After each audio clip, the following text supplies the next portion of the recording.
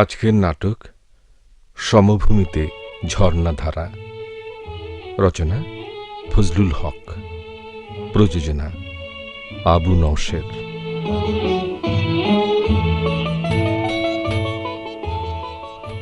নাট্যানুষ্ঠান সমভূমিতে ঝর্ণাধারা।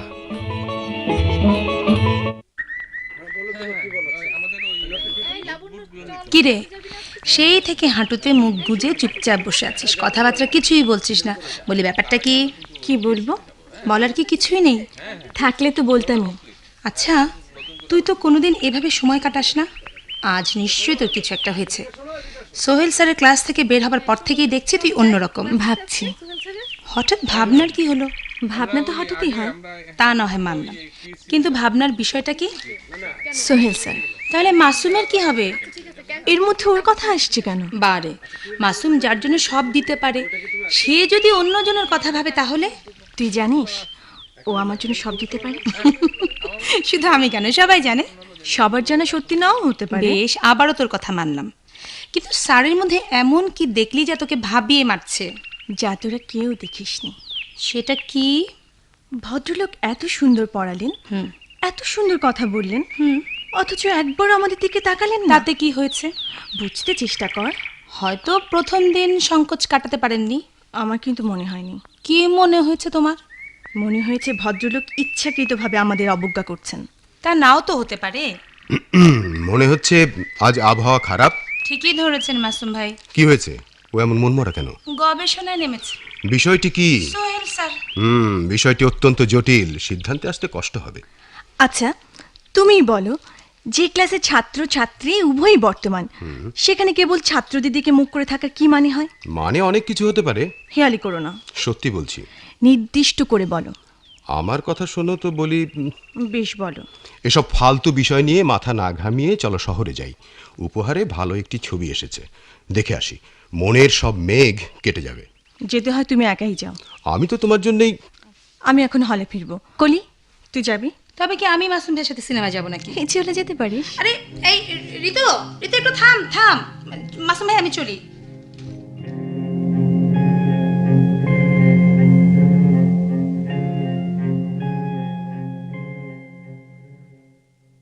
কি ব্যাপার, ক্লাসে যাবে না? যেতে ইচ্ছে করছে না। ক্লাসটা তো সোহেল স্যারের। সেজন্যই তো যেতে যাচ্ছি না। কেন? গেলেই তো স্যারের পিছন দিকটা দেখতে হবে। মুখ দেখার আগ্রহ খুব বেশি মনে হচ্ছে। কই, আর কেউ তো এ নিয়ে মাথা ঘামাচ্ছে না। তাদের হয়তো সে মন নেই, কিন্তু আমার কাছে এটা রীতিমতো অপমানজনক মনে হয়েছে। তাহলে স্যারকে সরাসরি তোমার বলা উচিত। বলবো, নিশ্চয়ই বলবো। এতেও কোনো লাভ হবে বলে মনে হয় না। তুমি কি করে জানলে? বিশ্বাস না হয় পরীক্ষা করে দেখো। যতদূর জানি এটা স্যারের ছোটবেলার অভ্যেস। স্যারকে কি আগে থেকে চেনো নাকি? কি ব্যাপার, চুপ করে আছো কেন? কি বলবো? যা জানতে চাইলাম। আগে নিজে চেষ্টা করে দেখো।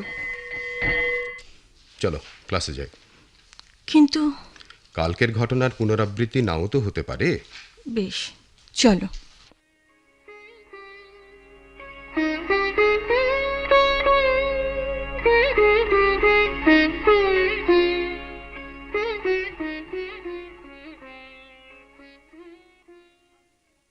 দেখলি, আজও সেই একই অবস্থা।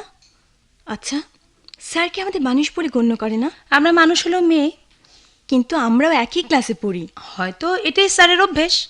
মাসুম বোধহয় স্যার সম্পর্কে কিছু জানে। তোকে বলেনি? বারবার পাশ কাটিয়ে যাচ্ছে। আচ্ছা, এ নিয়ে তুই কেন এত উতলা হচ্ছিস? সময় দেখবি সব ঠিক হয়ে গেছে। বেচারা প্রথম শিক্ষকতা করতে এসছেন। প্রথম তো সবাই আসে, কিন্তু কেউ তো ওর মতো ছাত্রীদের উপেক্ষা করে না, বরং কৌশলে তাদের প্রতি বেশি মনোযোগী হয়। সবাই একরকম তো আর হয় না। তুই যাই বলিস, আমাকে জানতেই হবে স্যারের এই আচরণের হেতু কি। কিভাবে জানবি? দরকার হলে স্যারের মুখোমুখি হব। দেখিস, ঘটনা আবার অন্যদিকে না গড়ায়। মানে? স্যার স্যার করে যেভাবে উতলা হচ্ছে তুমি, তাতে তো। তুই যাবি আমার সাথে? কোথায়? স্যারের কাছে। না বাবা, আমি এর মধ্যে নেই। ভয় পাচ্ছিস? বলা তো যায় না। তাহলে আমি একাই যাব। আচ্ছা, তুই আরও একবার ভালো করে ভেবে দেখ। অনেক ভেবেছি। আচ্ছা, যাই। এই যে কলি, তুমি একলা যে? ঋতু স্যারের কাছে গেল। সোহেল স্যারের কাছে? হ্যাঁ। সেরেছে। তার মানে? সোহেল স্যার ওকে নির্ঘাত অপমান করবে। তাহলে এখন কি করা যায়? আমি স্যারকে যতদূর জানি তাতে। আচ্ছা, আমি দেখি কি করা যায়।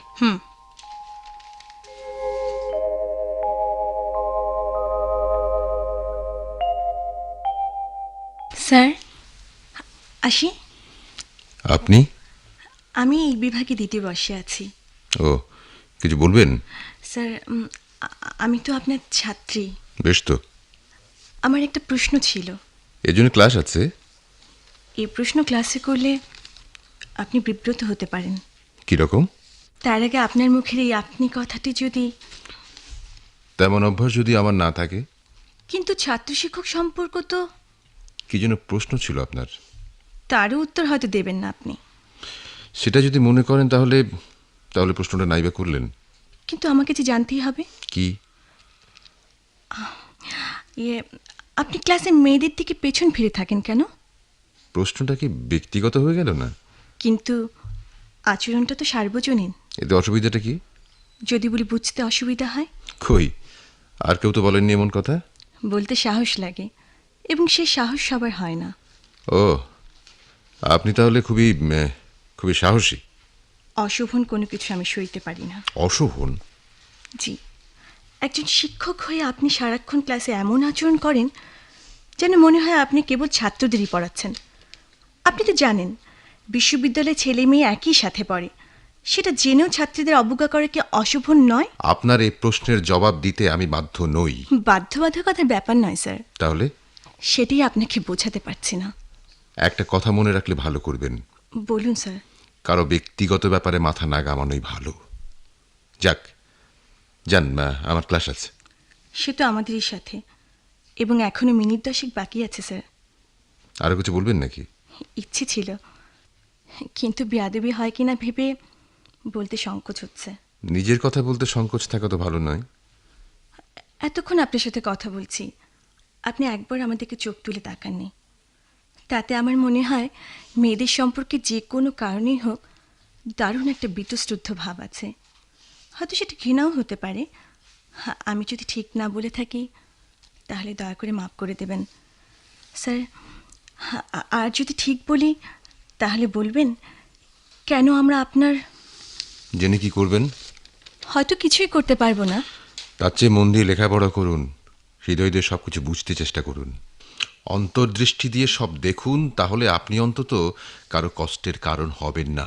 সেটা তো আপনার ক্ষেত্রেও হতে পারে স্যার। আমার প্রসঙ্গটা ভিন্ন। সবই নিজের আলোকে বিচার করছেন। হয়তো বা। মানে আপনি এবার। ও সরি স্যার, আমি যাচ্ছি।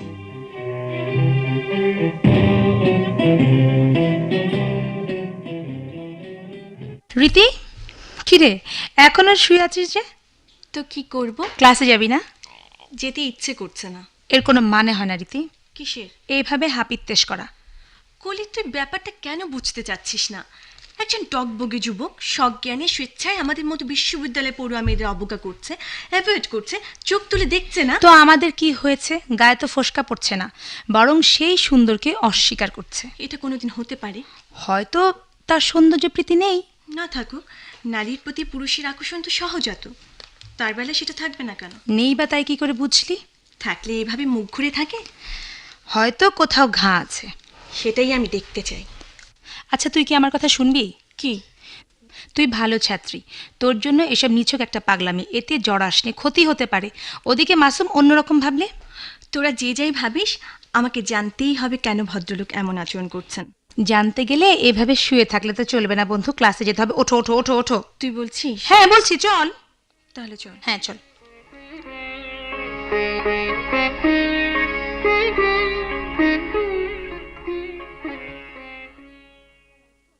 স্যার, স্যার আসবো? আবার কি? আবার মানে? গতকালই তো আপনি। কি করে বুঝলেন? আপনি তো কাউকে দেখেন না। বাইরের চোখে দেখে কি সব? তাছাড়া না দেখলেও শোনা তো যায়। যাক, তবু কণ্ঠটা অন্তত মনে রেখেছেন। তাতে আপনার কি লাভ হলো? স্যার, বলুন। আপনি আপনার এই অভ্যাসটা বদল করতে পারেন না? কোন অভ্যাস? এই যে আমাদের না দেখা, এড়িয়ে চলা, অবজ্ঞা করা। আচ্ছা, আপনি বলুন, আমি যদি কাউকে না দেখি তাহলে কি যায় আসে? আমার কাজ হলো পড়ানো। আপনারা দেখবেন আমি সেটা সুষ্ঠুভাবে সুন্দরভাবে করতে পারছি কি না। আপনার অতি বড় শত্রু এই নিয়ে কথা বলতে পারবে না। তাহলে শুনেছি পড়া এবং পড়ানো মনস্তাত্ত্বিক ব্যাপার। মন মানসিকতার আনুকূল্য ছাড়া এতে সঠিক সাফল্য আসে না। যিনি পড়ান তার যেমন দেহে এবং মনে বন্ধনমুক্ত হতে হয়, তেমনি বিদ্যার্থীদেরও হতে হয়। বাহ, আপনি তো বেশ সুন্দর কথা বলেন। তবু তো আপনার আগ্রহ সৃষ্টি করতে পারছি না। বলেছি তো, এটা আমার নিজস্ব ব্যাপার। নিশ্চয়ই অকারণ নয়। কারণ তো একটা থাকতেই পারে। আমি যদি সেটা জানতে চাই? সব কিছু জানতে চাওয়া ঠিক না। তাছাড়া আমি শিক্ষক আর আপনি ছাত্রী। শিক্ষকের ব্যক্তিগত ব্যাপারে ছাত্রীর কৌতূহল দেখানো শোভন নয়, কিন্তু শিক্ষকের কোনো আচরণ যদি ছাত্রীর কাছে অস্বাভাবিক লাগে তাহলে? একটা কথা বলবো? বলুন। আমার এই চেম্বারে আপনার এভাবে আসা ঠিক না। প্রয়োজন পড়লে? তার জন্য ক্লাস আছে, আর আমি চাই না এই নিয়ে কেউ কিছু বলার সুযোগ পাক। আর নিতান্তই যদি আসতে হয় তাহলে তাহলে বরং আর কাউকে সাথে নিয়ে আসবেন। কেউ যদি আসতে না চায়? তাহলে আপনিও আসবেন না। বেশ বেশ। কেঁদে গেল মনে হয়। যাকে, তাতে আমার কি? ওরা এক চোখে কাঁদে, অন্য চোখে হাসে। আমি কি ওকে আঘাত দিলাম? আমি তোকে ডাকিও নি, না নিজে থেকে ডাকিনি, ও নিজে থেকে এসেছে। না না না না, ওদের নিয়ে ভাববো না। ওরা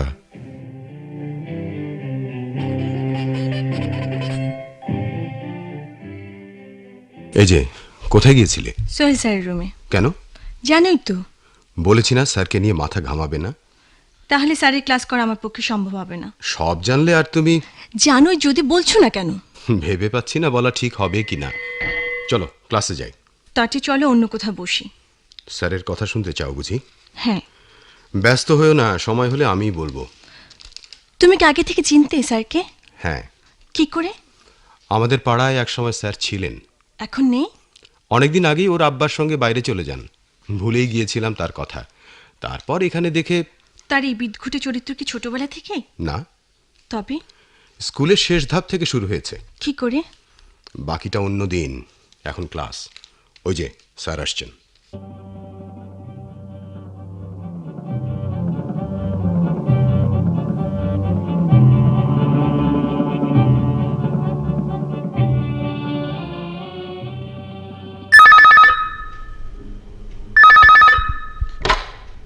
হ্যালো, হ্যাঁ বলছি।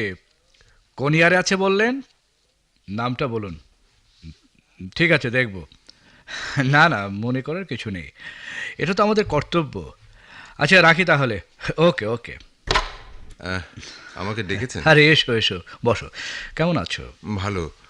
আমাকে কি বিশেষ কিছু বলবেন স্যার? কেন বলো তো? আপনি ডেকে পাঠিয়েছেন? আরে না, তেমন কিছু না। আরে না ডাকলে তো আর আসোটা শোনা। কোনো কাজ না থাকলে? আচ্ছা, আমাদের সম্পর্ক কি কেবল কাজের? আরে আমরাও তো মানুষ, তাই কাজের বাইরেও কিছু সম্পর্ক থাকা উচিত, না হলে একে অপরের কাছাকাছি হবে কি করে? ঠিকই বলেছেন স্যার। হ্যাঁ, তা শোনো, তেমনি ছাত্র শিক্ষকের মধ্যেও থাকা উচিত আন্তরিকতা।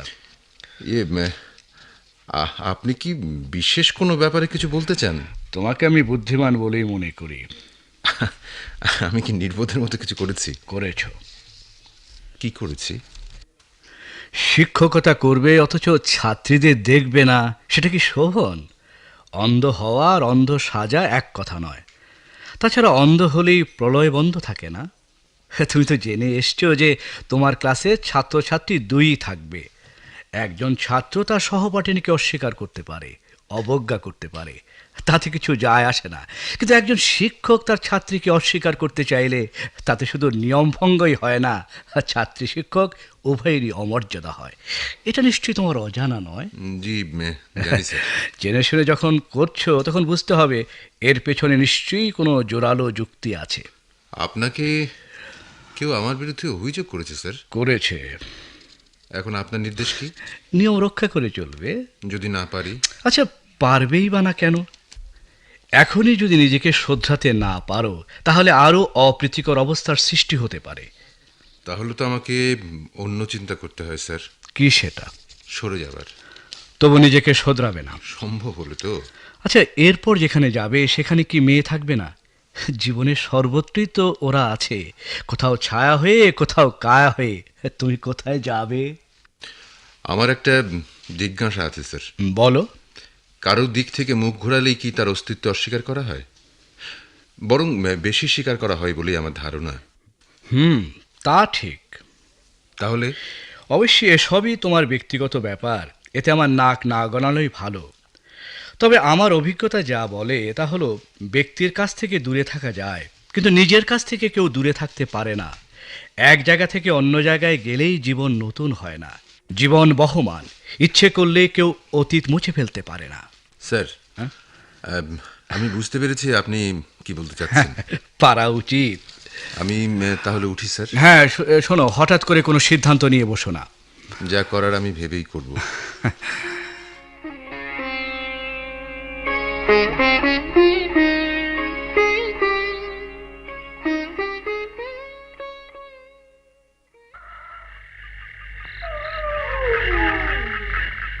আব্বা, এ কি, তুই ঘুমোসনি? রাত যে অনেক হয়েছে। তুমিও তো ঘুমাওনি আব্বা। আমার আমার যে ঘুম আসে না।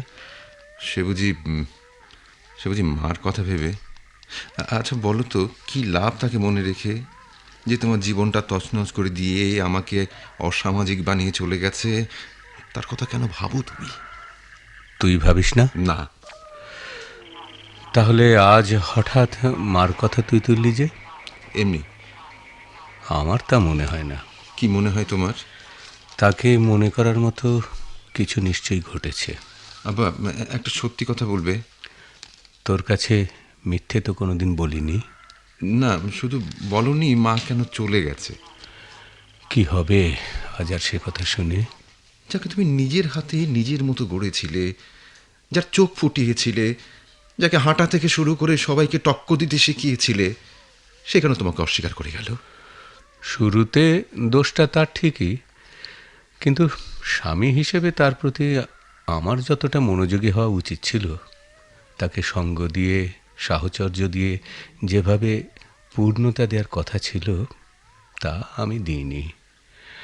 আমাকে তখন নেশায় পেয়েছিল তাকে সাজানোর, তাকে ওঠানোর। ভেবেছিলাম তাতেই ও বেশি খুশি হবে, তৃপ্ত হবে।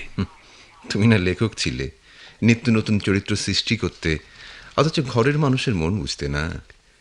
এটা কেন যেন আমার মানতে ইচ্ছে করে না। বুঝতাম না তা ঠিক না, বুঝতে চাইতাম না। ভাবতাম ও তো আমারই, যারা আপাদ মস্তক আমার কাছে ঋণী, তার আবার পৃথক সত্তা থাকে কি করে?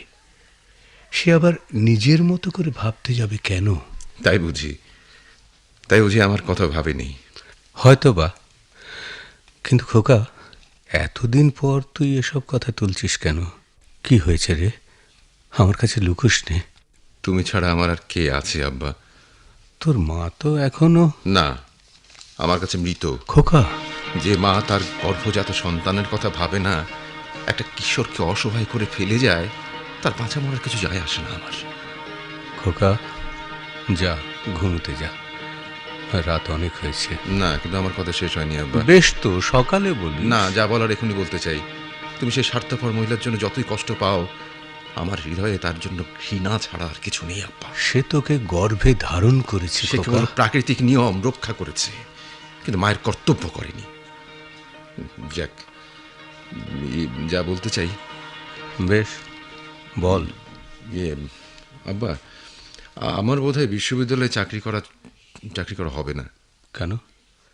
কেউ কিছু বলেছে? না, তেমন কিছু না। তাহলে?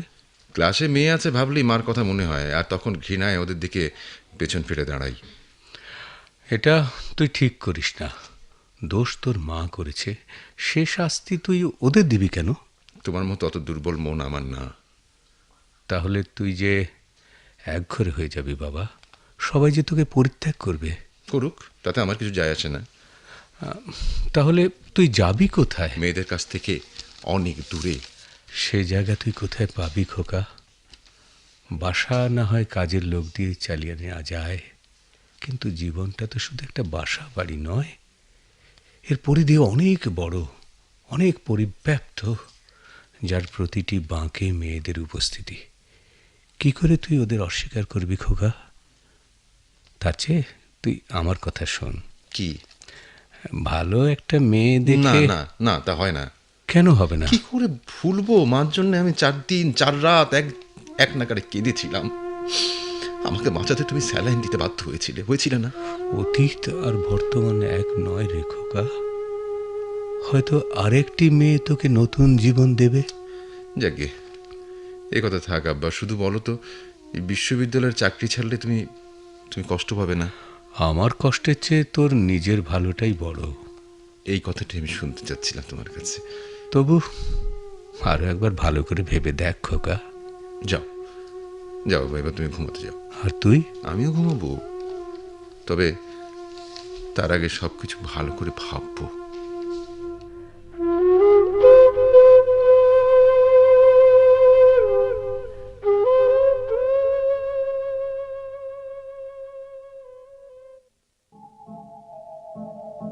খোকা,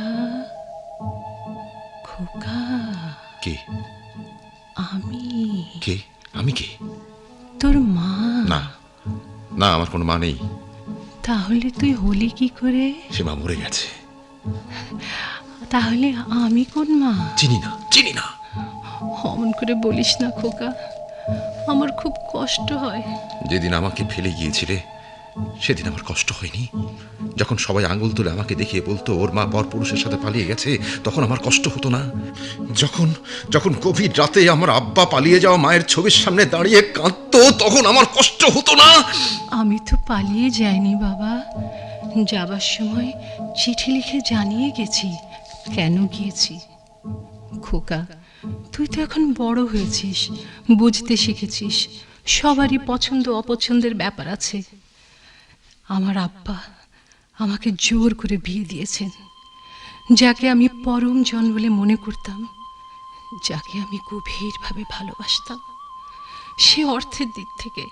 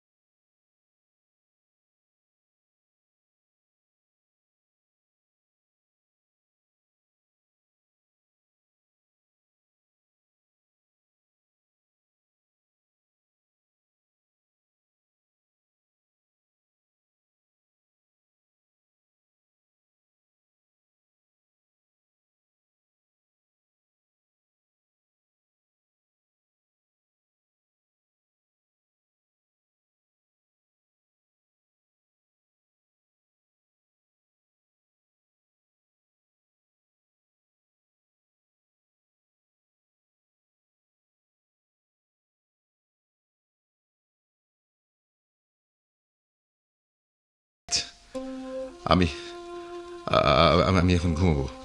আমাকে একবার না একবার মা বলে ডাক, না। আমার লক্ষ্মী ছেলে। না, আমি কারো ছেলে নই। খোকা, না না না না না না। খোকা, খোকা, খোকা, তুই কি স্বপ্ন দেখছিলি বাবা? জি। ও আব্বা, ওঠ বাবা, ওঠ, অনেক বেলা হয়ে গেছে, ওঠ। জি আব্বা, আমি এখন শিগগিরই হাত মুখ ধুয়ে আয় তো, নাস্তার টেবিলে আয়। ইউনিভার্সিটি যাবি না?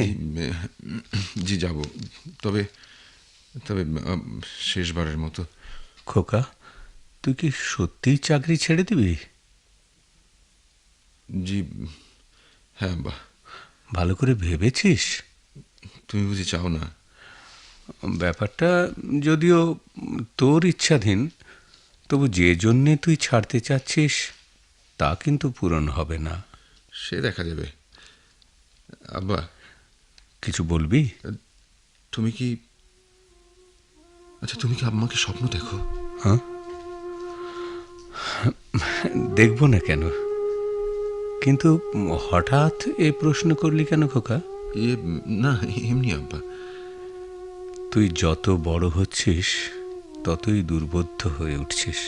আব্বা আচ্ছা আচ্ছা আচ্ছা, তুমি আমার বিয়ে করনি কেন আব্বা? ভেবে দেখিনি। কথাটা কিন্তু ঠিক বললে না। ওদিকে সব জুড়িয়ে গেল, চল তো। আচ্ছা তুমি যাও, আমি আসছি।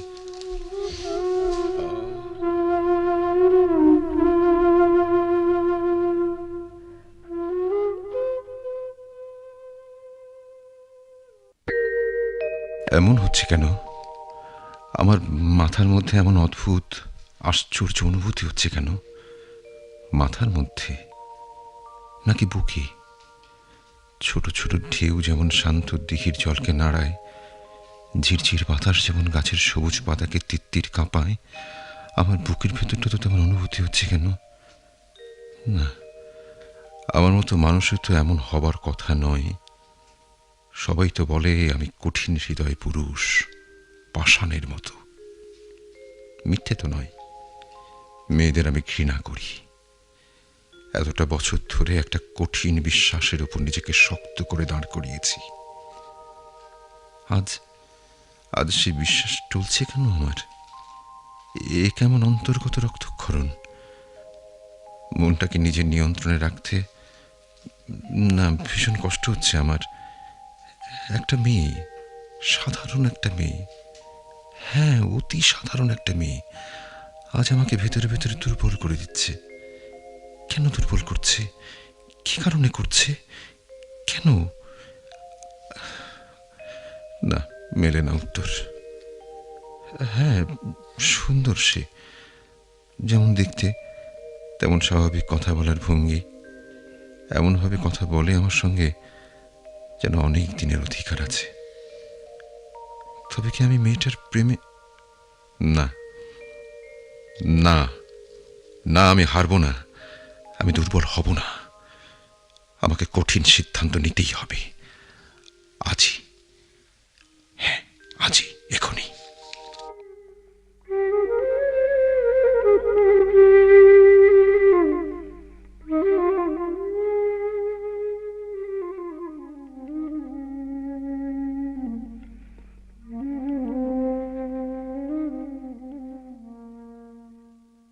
স্যার আসবো? এসো, আমি তো তোমার জন্য অপেক্ষা করছি। কেন স্যার? এটা কি? Resignation letter. কেন দিয়েছো? চাকরি করবো না বলে। আরে কেন চাকরি করবে না? নিজেকে মানিয়ে নিতে পারছি না বলে। এখান থেকে গেলেই বুঝে মানিয়ে নিতে পারবে? তাই বা বলি কি করে স্যার? দেখো সোহেল, তুমি নিজেকে যেভাবে গুটিয়ে রাখতে চাচ্ছ সেটা মানুষের পক্ষে সম্ভব নয়। আরে নারীর জন্যই পুরুষ, আর পুরুষের জন্য নারী, এটা সৃষ্টির বিধান। এ বিধান তুমি ভাঙবে কি করে? নারীকে বাদ দিয়ে জীবন চলতে পারে না। জীবনের শুরুতে নারী, শেষেও নারী। এমন একটা জায়গা তুমি দেখাতে পারবে না যেখানে নারী নেই। নারী তোমাকে যেমন যন্ত্রণা দিতে পারে, তেমনি পারে ভালোবাসা দিতে। নারীর ভালোবাসায় পুরুষ মহৎ হয়, সাহসী হয়, বিপ্লবী হয়, কবি হয়, স্রষ্টা হয়। সেই নারীকে তুমি অস্বীকার করতে চাইলে কি তা পারবে? আমার আব্বাও তাই বলেন স্যার। বলবেনই তো, অন্য কিছু বলার থাকলে তো। কিন্তু আমার যে কেবলই মনে হয়। কি মনে হয়? মনে হয় নারী মাতৃ স্বার্থপর, লোভী। থাক, তো তুমি বরং কিছুদিন ছুটি নিয়ে কোথা থেকে ঘুরে এসো। শোনো, কারোর সাথে দেখা হলে চোখ নামিয়ে নিও না। চোখের ভাষা পড়তে চেষ্টা করো। দেখবে সব নারী লোভী নয়, সব নারী স্বার্থ চিন্তা করে না। কারো কারো ত্যাগের মহিমায় তুমি ধন্য হবে, কারো কারো হৃদয়ের জোয়ারে তোমার জীবনে রং বদলে যেতে পারে। চা খাবে? জি, চা তো আমি খাই না। আজ খাবে। চায়ের কাপে ঠোঁট রাখলে মনে নতুন ভাবনা আসতে পারে, মনের এই গুমোট ভাব তোমার নাও থাকতে পারে। মনে রেখো, স্রষ্টা পৃথিবীর তাবৎ সৌন্দর্য আর মাধুর্যের 90 ভাগই দিয়েছেন নারীকে, সুতরাং তাদের অস্বীকার করলে স্রষ্টাকে অস্বীকার করা হয়। অনুমান করি তোমার কোথাও একটা ঘা আছে, যা নারীর দেয়া, সেটা যে দিয়েছে তাকে ঘৃণা করতে পারো, কিন্তু তাই বলে সবাইকে একভাবে দেখলে চলে? শোনো, তুমি প্রেমে মমতায় যে তোমাকে ভালোবাসে তাকে তুমি ঘনিষ্ঠ করে নাও। জি, আমি এবার তাহলে আসি স্যার। হ্যাঁ, শোনো, কি ঠিক করলে, ছুটি না ইস্তফা? জি, নতুন করে ভাবতে হবে স্যার। হ্যাঁ, গুড গুড, আমি সেটাই আশা করি।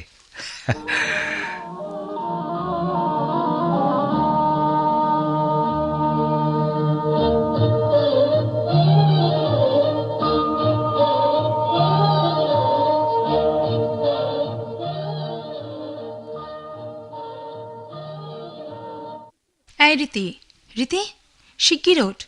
তুই তো এদিকে আরাম করে ঘুমোচ্ছিস আর ওদিকে কত কি ঘটে যাচ্ছে সে খবর রাখিস। ওঠ। কি হয়েছে? সোহেল স্যার চলে যাচ্ছে।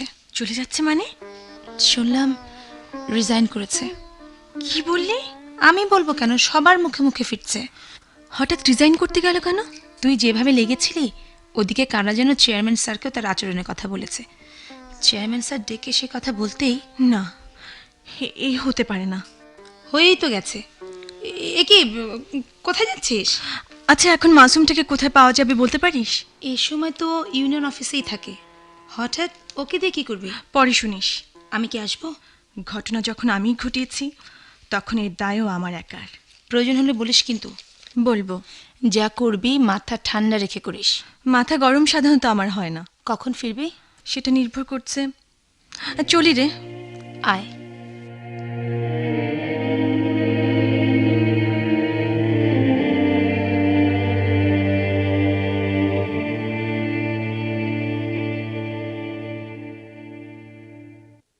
মাসুম, ও তুমি, এসো। শুনেছ সোহেল স্যার রিজাইন করেছেন? ওটাই তো এখন সবার আলোচ্য বিষয়। হঠাৎ উনি রিজাইন করতে গেলেন কেন? এটা তার খেয়ালও হতে পারে। আমার তো মনে হয়। কি মনে হয়? মনে হয় আমার জন্যই তিনি চলে যাচ্ছেন। সেটা সত্যি হলেই বা কি করতে পারো? সেটাই তোমার কাছে জানতে চাই। ওর হৃদয়ের মাঝে নতুন করে রক্তক্ষরণ হচ্ছে।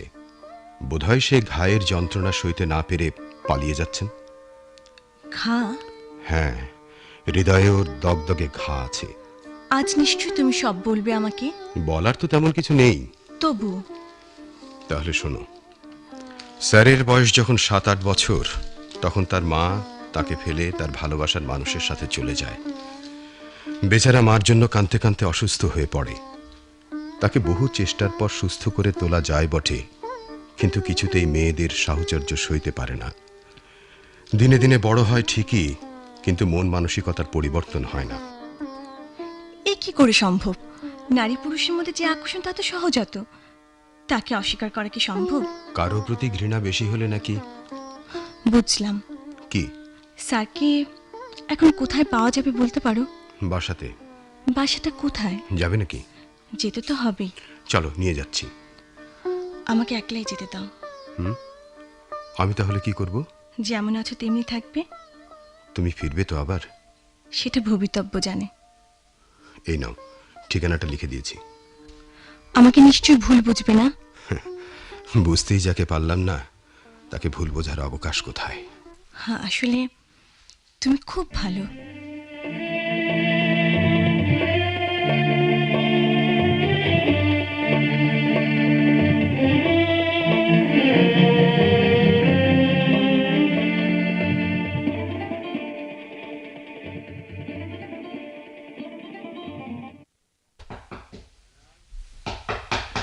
জয়নাল, দেখ তো কে এলো। কাকে চাই? এটা কি অধ্যাপক সোহেল আমানের বাসা? হ্যাঁ, উনি কে আছেন? আছেন। আমি তার সাথে একটু দেখা করতে চাই।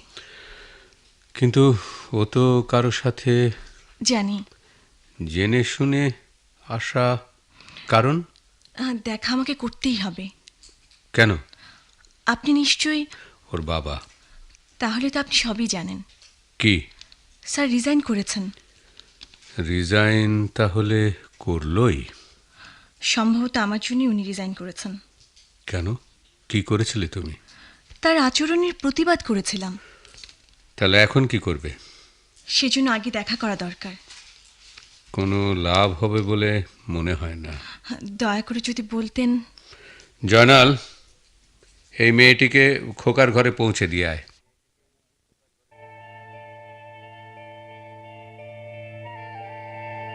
স্যার, কে? ও, আপনি? চিনতে পারছেন না? মনে হয়ে পেরেছি। কি করে পারলেন? কণ্ঠটা চেনা চেনা লাগছে, কিন্তু এখানে কেন? একটা কথা জানতে। কি? চাকরি ছাড়ছেন কেন? আপনাদের খুশি করতে পারছিলাম না যে, তাই। চেষ্টাও তো করেননি। সব চেষ্টাই কি আর সফল হয়? আপনার মুখে এই কথা সাজে না। আচ্ছা, আমি কি ফেরেশতা? নিজেকে তো তাই ভাবেন। কে বলেছে? না হলে ক্ষুধা তৃষ্ণার মতো আরও কিছু চাহিদাকে স্বীকার করতেন। মেয়েদের সাহচর্যকে অপ্রীতিকর ভাবতেন না। এসব কথা বলতে কি এখানে এসেছেন? অন্য কথা শুনতে চান? কি কথা? যে আপনার মন চায়। মানে? উঠুন, কেন? আব্বার কাছে চলুন। তার কাছে কেন? তার কাছ থেকে আপনাকে চেয়ে নেব, আপনাকে মানুষ বানাবো।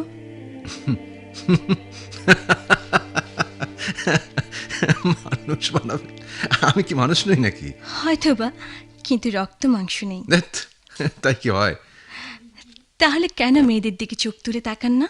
আমার ভয় হয়। কিসের ভয়? যদি সে আমার মায়ের ভূমিকা অবতীর্ণ হয়। এত জানেন আর এটা জানেন না কেন? কারো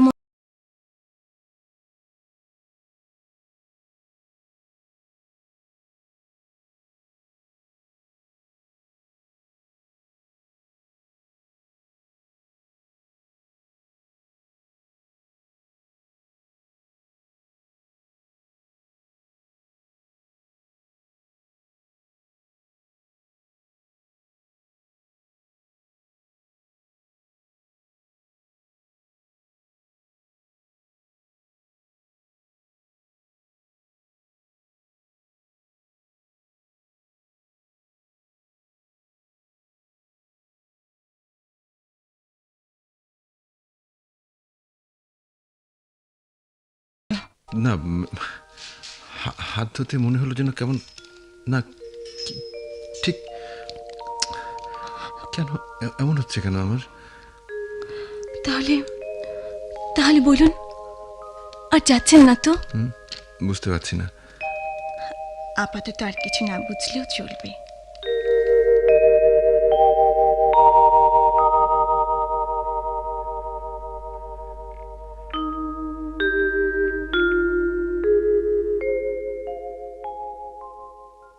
ফজলুল হক রচিত সমভূমিতে ঝর্ণা ধারা নাটকের অভিনয় শুনলেন। এতে বিভিন্ন চরিত্রে অভিনয় করেছেন বাবা সৈয়দ হাসান ইমাম, মা খুরশিদ জাহান, বিভাগীয় chairman S M Mohsin, Masum Mohsin Reza, Koli Rita Banerjee. রীতি ও সোহেলের চরিত্রে অভিনয় করেছেন ফারজানা ইমরোজ সুমনা ও পীযূষ বন্দ্যোপাধ্যায়। সম্পাদনা ইমদাদুল হক। নাটকটি প্রযোজনা করেছেন আবু নওশের।